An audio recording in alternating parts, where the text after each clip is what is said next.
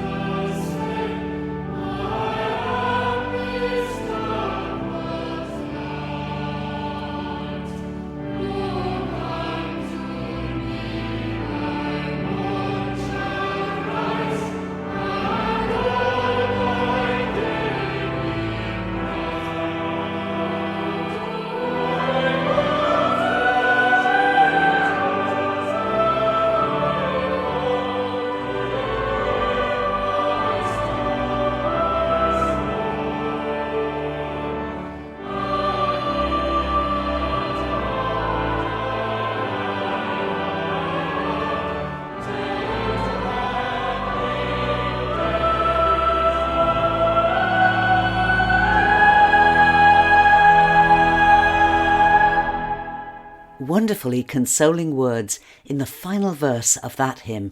I heard the voice of Jesus say, I am this dark world's light. Look unto me, thy morn shall rise, and all thy day be bright. My guests today are each in their own way dedicated to being light in this dark world.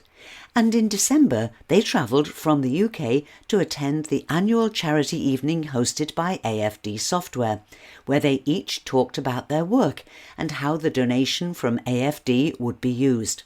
At the end of the evening, I had the chance to record a conversation with each of them. So first, let's meet and welcome Henrietta Blyth of Open Doors UK. Thank you. It's really lovely to be here. This is my first time to the Isle of Man, so it's quite exciting. Henrietta, tell me, Open Doors, what does it do? Well, there are 340 million Christians around the world who experience very high or extreme levels of persecution and discrimination. So in many countries, people, for a variety of reasons, are out to eradicate Christianity and the Christian church. So Open Doors exists to strengthen the church in those countries so that Christians can continue to be a force for good within their societies and communities. So we do it in several ways. We raise awareness by doing research so that people in democratic countries in particular can bring pressure to bear on their own politicians to influence their peers in other countries. But in the countries themselves, we support Christians by helping them to understand they're never alone, that there are people praying for them around the world, and we encourage Christians in other countries to pray for our persecuted brothers and sisters. We do leadership training, we do discipleship training, we provide Bibles. You know, we started by smuggling Bibles behind the Iron Curtain, and we still smuggle Bibles. Can't tell you how, because then I'd, have to wipe you out.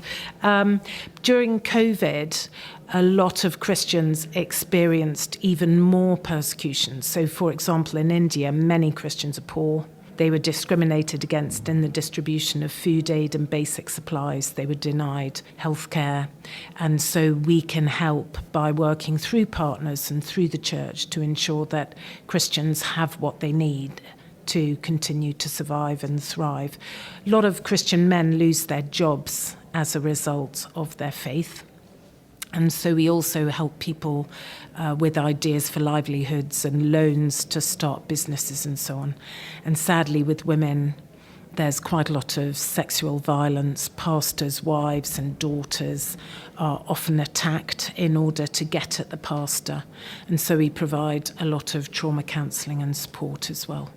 Henrietta, it's extraordinary that in this day and age that there should be such persecution, and the contrast is enormous, isn't it? It is absolutely massive, absolutely massive.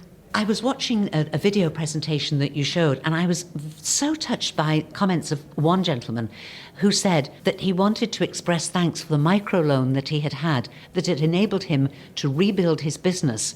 And he said he wanted to thank people who didn't know him and yet trusted him. Yes, so I think the thing about the church, Christian church, is we all have the same Heavenly Father.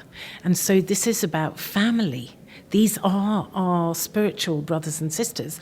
And in the Bible, it talks about when one part of the body of Christ suffers, the whole body feels the pain. And I think that's true with the persecuted church. And I've travelled a bit in this job, and the people I've met, it often blows them away to know that in the UK, people they've never met are praying for them, are speaking out on their behalf to politicians.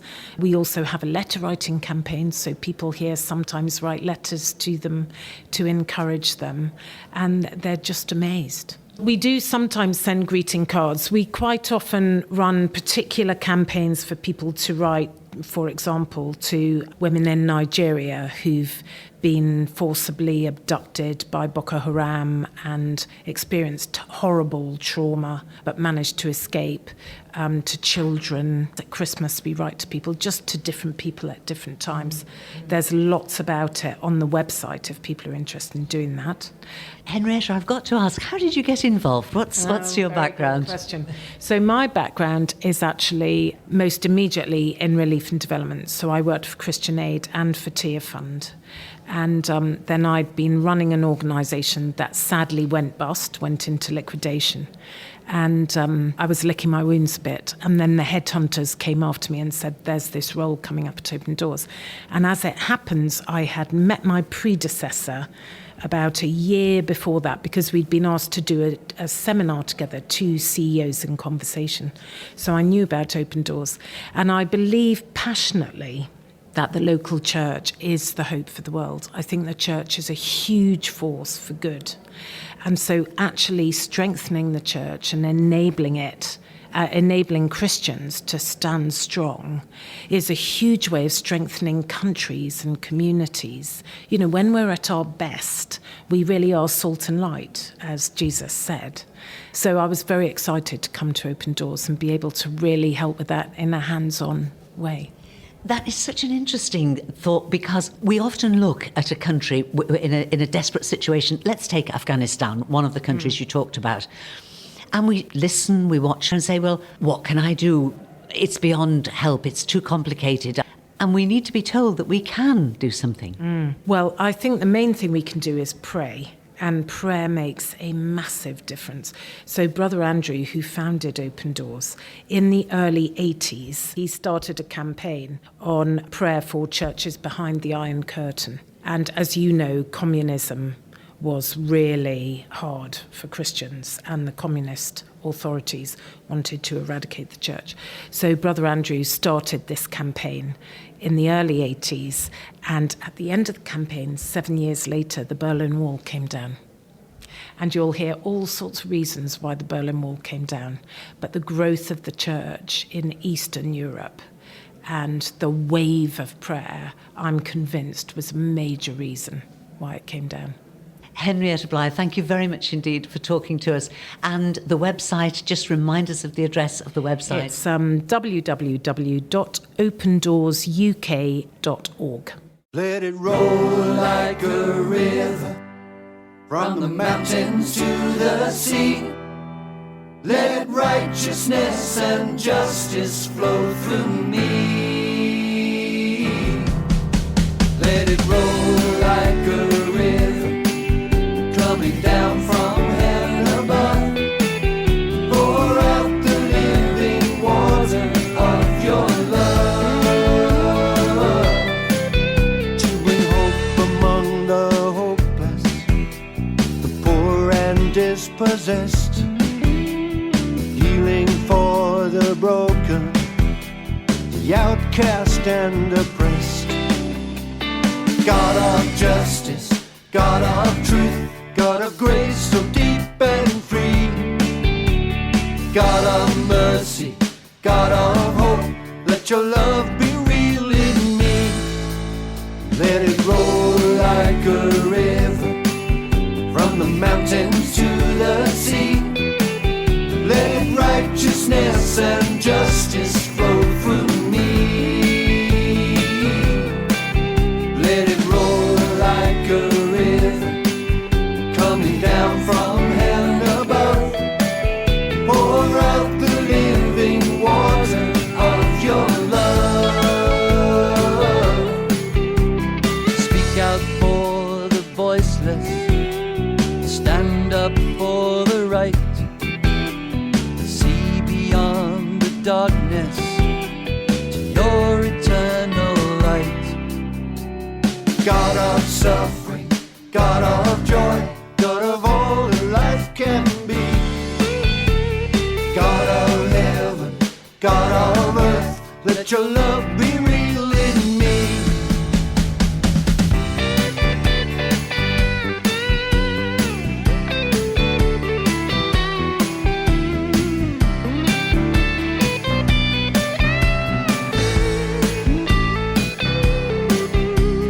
God of justice, God of truth, God of grace so deep and free.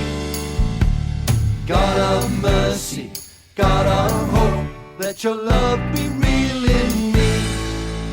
Let it roll like a river from the mountains to the sea. Let righteousness and justice flow through me. Let it roll like a river coming down from heaven above. Pour out the living. Martin John Nichol and Paul Field and Roll Like a River. And before that, I was talking to Henrietta Blyth from Open Doors UK and their website, where you can find details of their work supporting persecuted Christians in over 60 countries worldwide, is opendoorsus.org. Diane Regan was at the AFD Software annual charity evening to receive a donation for her organisation, which I have to admit I'd never heard of before. So I was very glad to have the chance to chat and learn about Kintsugi Hope. Kintsugi Hope is a really strange name. When you think, well, why are you called Kintsugi Hope? Number one, it's a really good conversation starter. But number two, Kintsugi actually is the Japanese art form where you and I, if we break a bowl, we may try to mend it with super glue to hide the cracks. Or, let's be honest, we might throw it away. The art form of Kintsugi is where they put a gold powder in the glue to make a feature of the cracks instead of hiding it. And that object then becomes more beautiful. It's certainly more unique. And so Kintsugi Hope is looking at people's lives where you may feel broken, you may feel we've got chips and cracks here and all over the place, but it's taking that, owning our story and becoming more hopeful and more resilient and dealing with the issues of mental and emotional well-being. What a wonderful idea, because human nature puts ourselves down. If a relationship goes wrong, our instinct is to say, that's my fault. I should have done better. I should have. We blame ourselves first of all. There's so much negativity, isn't there? So how do you operate? What you're talking about there are two issues of shame and probably the issue of the inner critic and perfectionism, things not being correct. So these are just two of the subjects that we look at, where we have put together a wellbeing course for organisations and churches in particular to run, looking at investing in people's mental and emotional well-being. And it's available where we train up group leaders and they can run it in their own churches for their congregations and for themselves, but also for their communities to become more resilient. And we all invest in our own physical health. So we're sending the message, why not invest in your mental and emotional health as well, particularly at this time of COVID where things have been so much harder, and it's like a magnifying glass up to any of the cracks that we did have. So it's helping people realise there is hope. There's always hope. The whole purpose of church is to reach out to the community and provide what the community needs. It's not about us being a nice little club where we enjoy spending time together. We're there to reach out to the community. So churches are uniquely placed to have this strength, aren't they? Absolutely. Churches are in every community. It's like a sleeping giant, I once heard it said. And so often people know what church is against. Let's make it that people know what church is for. Before the welfare state and services were available, before NHS, the church was the place that people go to in communities, doing an amazing job. You've got Salvation Army, who were there at the beginning. At the moment, we've got Food Bank, which came out from the church. You've got CAP, Christians Against Poverty. You've got so much good stuff coming out of the church. This is just another thing that we're suggesting is offered to make, as I say, resilient communities. And you're right, we are fragile. Even though we've got vaccine, we've got the booster, we've got a lot of positivity, there's still a lot of fear. So suppose a church listen and think, yes, this is what we're going to do. How would they go about it, Diane? It's absolutely simple. You go to our website, kintsugihope.com. That's KINTSUGI hope.com. And you can get all the information. There's frequently asked questions, there's videos, there's a very, very clear, simple step guide of how to do it. You apply online as an organisation. Once we are happy with all your safeguarding that you've got in place to make sure, because you're potentially going to be supporting vulnerable people, and as you said, the word fragile as well. So you want to make sure it's a safe and supportive space, and that's part of our vision statement, a world world where we're creating safe and supportive communities. After you've become an organisation, you can then invite people from within your organisation to train as a group leader. And again, we do check safeguarding, we do check vetting. We want to make sure that they're the right people to go and support people. And then we give you everything you need. We give you full support. And it's not just while you're doing the training, which is all online at your own pace. It's afterwards as well. We don't ask for any money, although we are a charity. We ask for a contribution, but we don't even stipulate how much. You've mentioned that churches are well placed for doing this, but a business could do it, anybody could do it, a secular social group could do it. Absolutely. We do have 4 outcomes, and the third one is that people do get to understand a deeper understanding of the reality of God's love. Now, it doesn't have to be that you're a Christian to run it, but it is built on Christian values and with a Christian ethos and through a Christian structure, because we just want people to know that there's always hope. And no matter how much, no matter how far we think we've gone, it's never too far to be able to be back in community and in friendship and in support and hope and love. And we believe that God is the best way to do that as well. Diane, how did you get involved with this? Oh, I am married to Patrick Regan, and together we are the ones who founded it. It came out of a series of events where we ourselves felt very broken. Deaths, loss. My husband had to have major surgery where he couldn't walk, and I had to become a carer for a couple of years. So that whole identity. Before that, he was running another quite well-known charity called XLP that was working in London, looking after and supporting, creating positive futures for young people. And his heart was just getting broken as he was realising that his own faith was getting shaken, as he was beginning to struggle with his own mental health, struggling with anxiety and depression, as well as this not being able to walk. It was very much questions of, how am I? What am I doing? And he was not supported that well in the church that we were in at the time. They were looking at him and saying, well, you're not praying enough, you haven't got enough faith, and you've got too much sin in your life, which, yes, we all are sinners, we all make mistakes, and I'm sure we could pray more, and I'm sure we could grow our faith, but that wasn't what we needed at that time. So it was, okay, there's a gap here. How can we fill that gap? What can we do? So it came out of our own, what we call a Tetris moment, where there was just too much going on all at once, and it all just sort of imploded. So God broke our hearts for this, and he wrote a blog called When Faith Gets Shaken, and from that he was asked to write a book, and we were just inundated with messages, inundated with emails. Oh my gosh, I feel like this too. And particularly with church leaders who felt they were the ones who had to be the strong ones, because church leaders often feel they have to be the sorted ones, the fixed ones, and yet none of us are ever going to be fixed fully this side of heaven. We're all human, and making mistakes doesn't mean we're failures, it means we are human. And so helping get that message out, and that's why we created the 12 weeks course. We would talk to church leaders, and when they suddenly found out the issues that people were carrying, they'd been lovingly caring for and praying for their flock for 12 years or so, and then suddenly finding out through some conversations that we'd been having, issues they were struggling with, they were saying, we had no idea, what do we do next? So that's how it came about, and that's why it's here. And the growth has been absolutely phenomenal. We only launched in February 2018. We had 70 churches and 180 group leaders trained in February 2020, and then COVID hit, and we thought, we're doomed.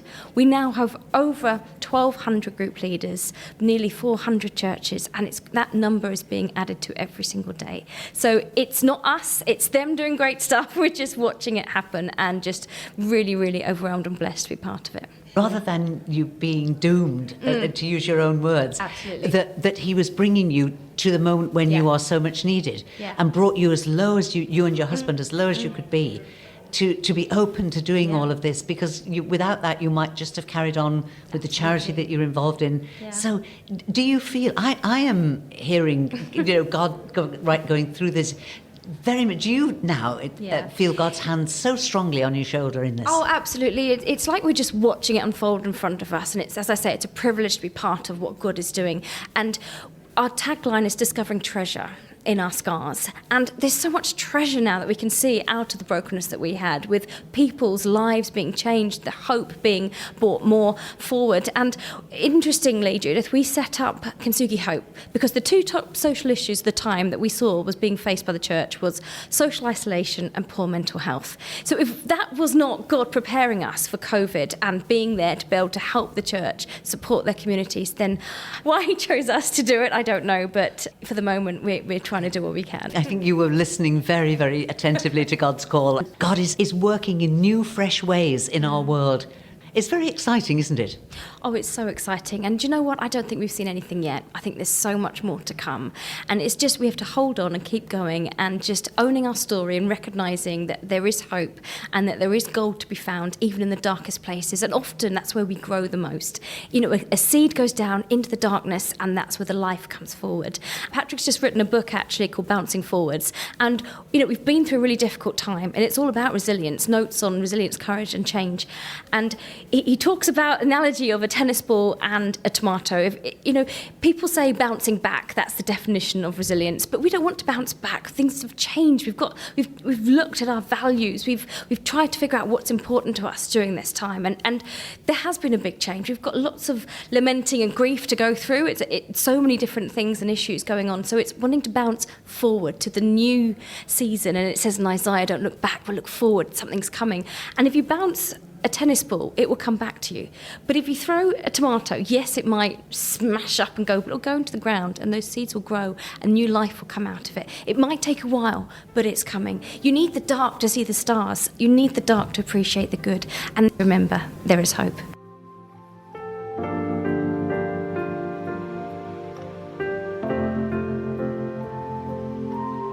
The Lord is present here.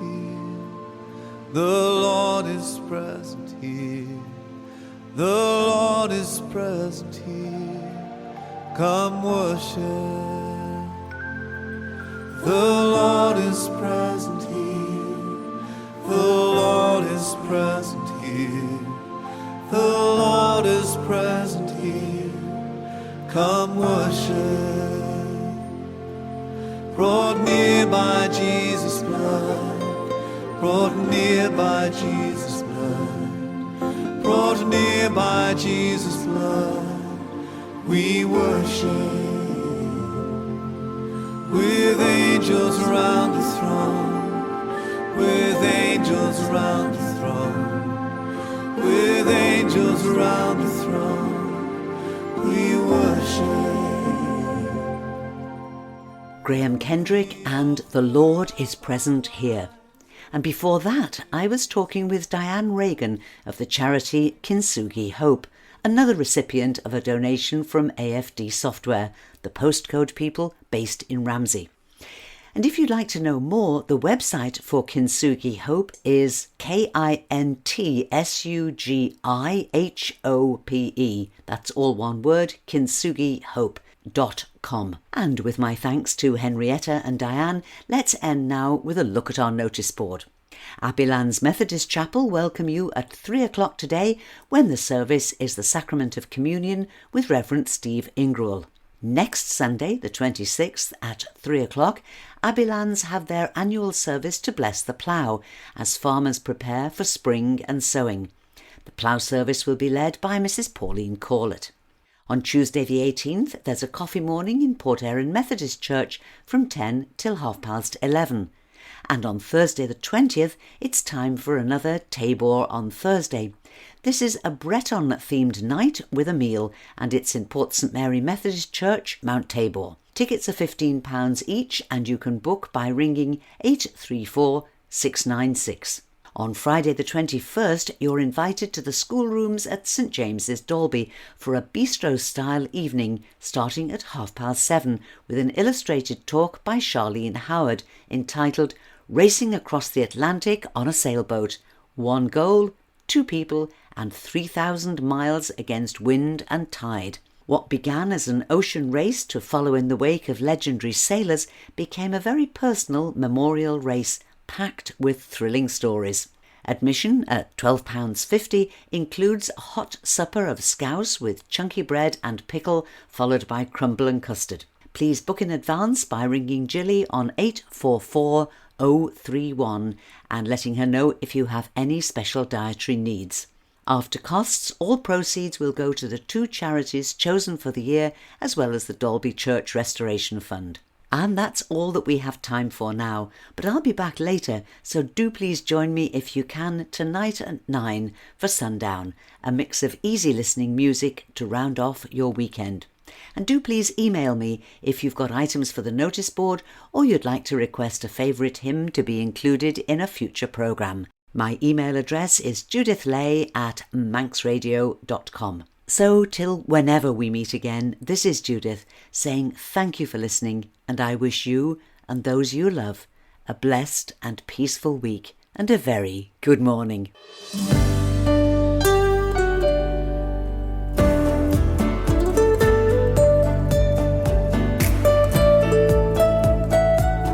Manx Radio.